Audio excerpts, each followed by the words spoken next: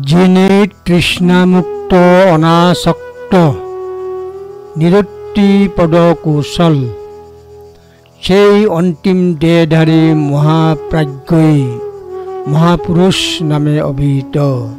ধম্মপদ 352। তিনি তৃষ্ণামুক্ত এবং দোষমুক্ত। তিনি ব্যুৎপত্তি ও ব্যবহারে পারদর্শী। তিনি চরিত্রের স্থাপনা এবং তাদের সমন্বয় সম্পর্কে সচেতন। তিনি চিঠির ক্রমের মতো জীবনের ক্রম জানেন।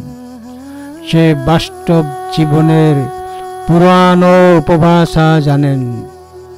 এটাই তার শেষ জীবন।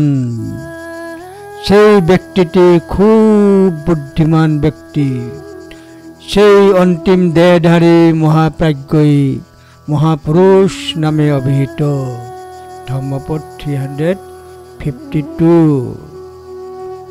বিততনহ অনাদান নিরুত্তিপদ কবিদ, অক্ষরানং সন্নিপাতুং জন্যা পুব্বা পরাণী স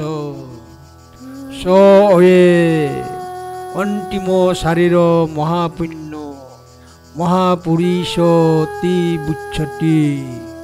ধম্মপদ 352।